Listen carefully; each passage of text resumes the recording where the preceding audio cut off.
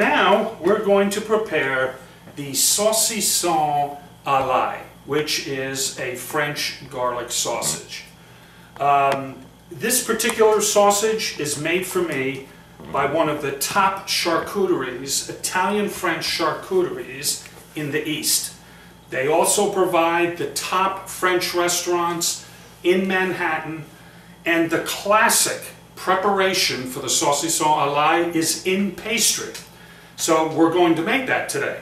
Now what I've done so far is I've thawed out the sausage, and pretty much like all of my products, for the most part, anything that's individually cryovac can be thawed in 10, 15, 20 minutes just by putting it in room temperature water. This is the carré d'agneau pour deux, the rack of lamb, which we will be doing a demonstration on later as well. But the point is that my products can be thawed in 15, 20 minutes on average.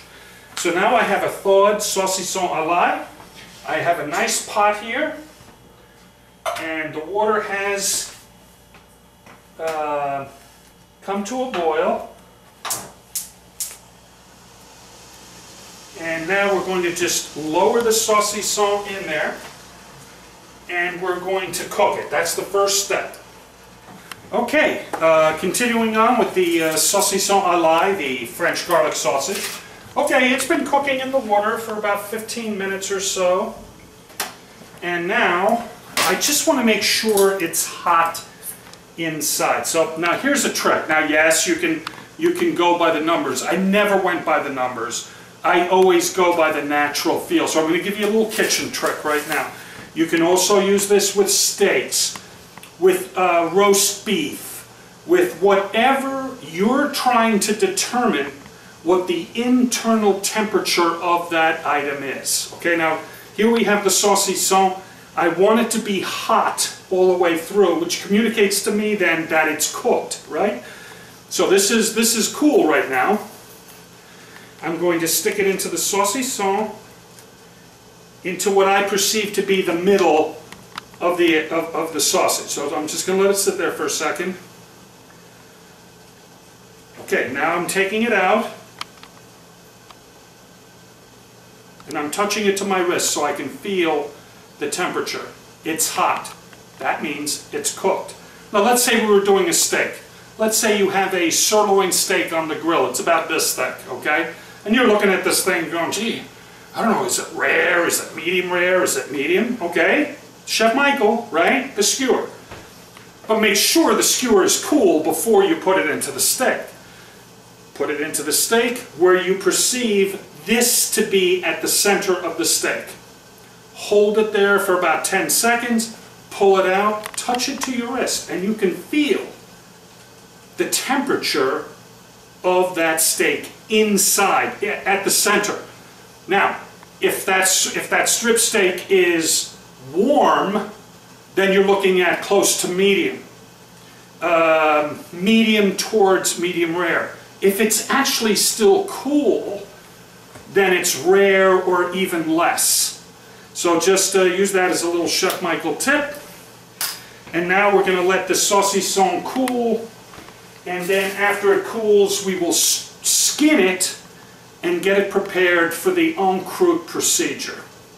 Okay, alright, here we are. We've got the saucisson à l'ail. It's now, it's cooled down, and we're going to take the skin off of it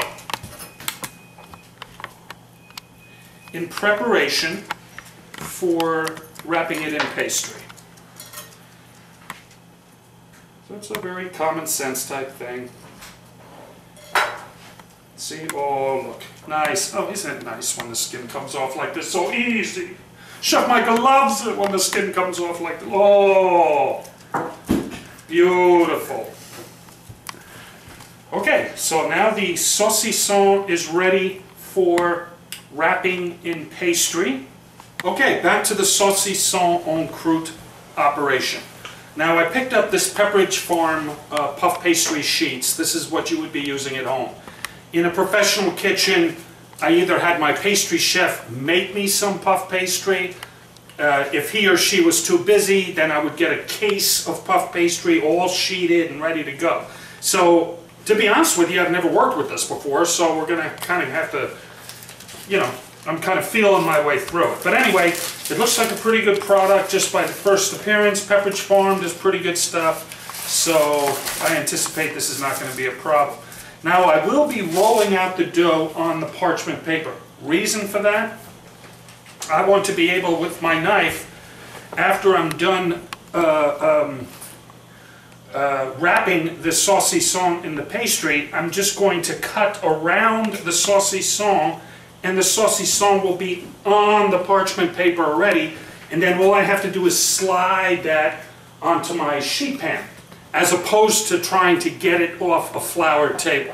So it's a little more difficult to roll it out because the parchment paper tends to move. So we're going to kind of have to feel our way through this.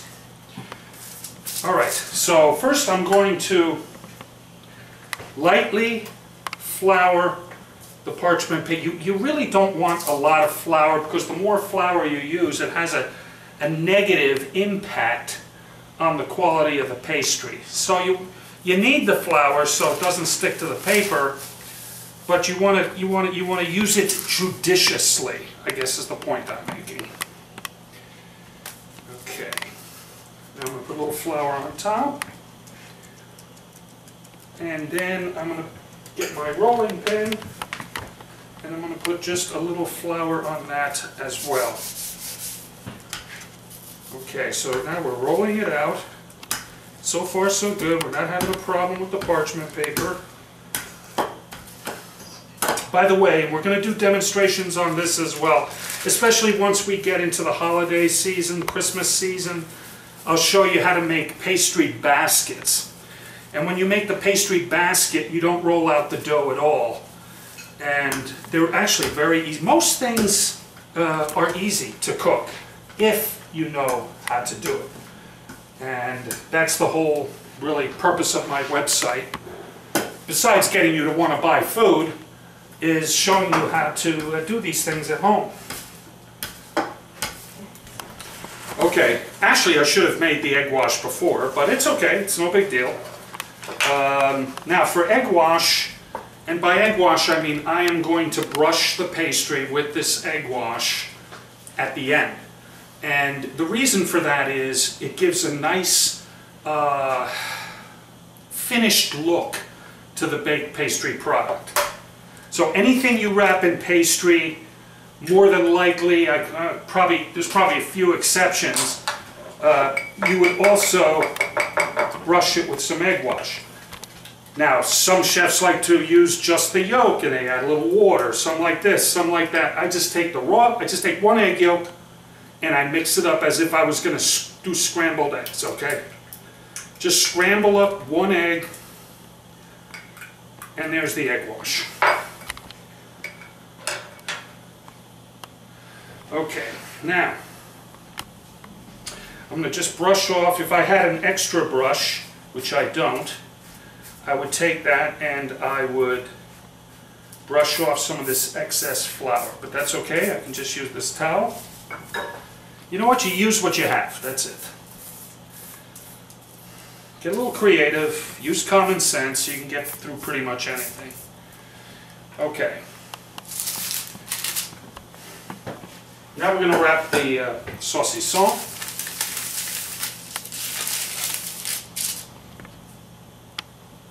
It's very simple. It's not rocket science.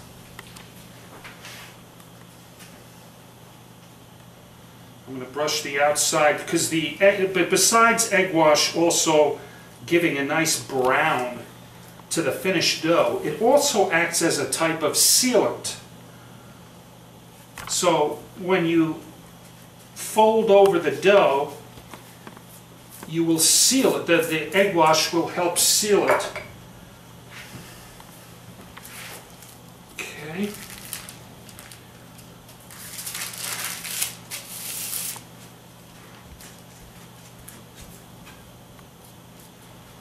Okay, there it is. There's our little saucisson. Now, it's a puff pastry, and it's multi-layered, And as the puff pastry bakes, the butter that's inside the dough will release a steam.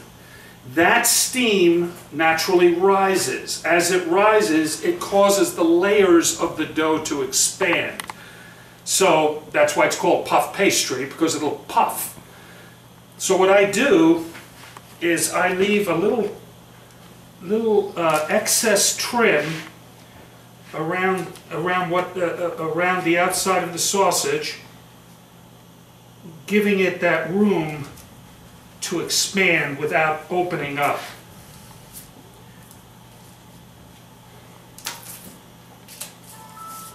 Now here comes the bonus. See, now this is going to be nice and easy because we did all this on parchment paper. We're going to be able to slide this right onto a sheet pan. So make that note, because I'll tell you what, if I did this saucisson en croûte right on the table with the dough, good luck getting it off the table and onto the sheet pan. But because I have the parchment paper, I did all my work on the parchment paper, it's going to slide onto the sheet pan with relative ease, or at least that's the plan anyway.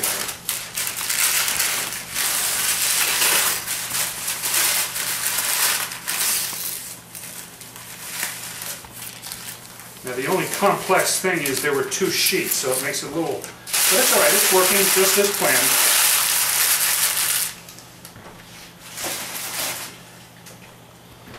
Now I'm just going to, you want to brush off some of the extra flour.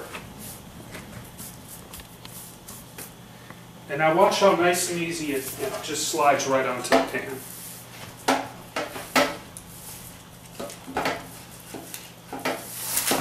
Okay?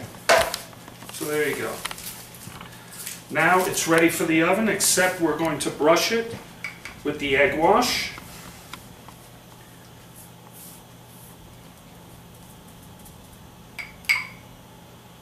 And then we're going to, later on, we're going to serve a potato salad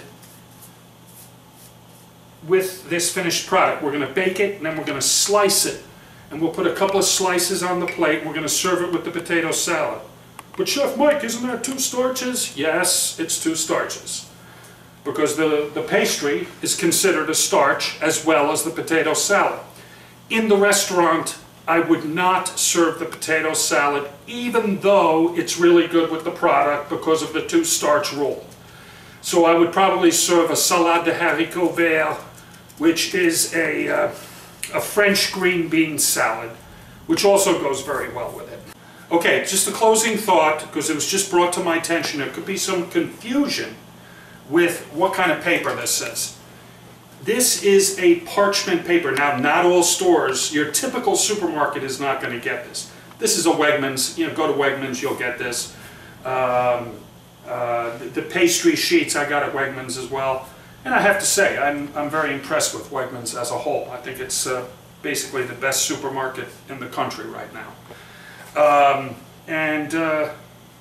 There you go. So the saucisson is ready for the oven.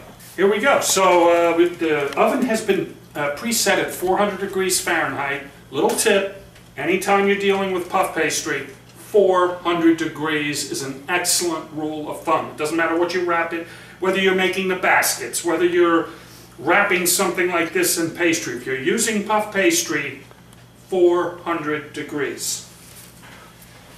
Okay, so we'll pop it in the oven and let that bake. Okay, so now the saucisson should be ready. Let's take a look. Ah, beautiful. There it is. Okay, so we're going to let that sit off to the side for a few minutes, and then we'll cut it up, and everybody here will have a taste. Okay, so now here the saucisson is ready to be cut. It's been sitting around for a couple of minutes, and so now we're just going to slice it.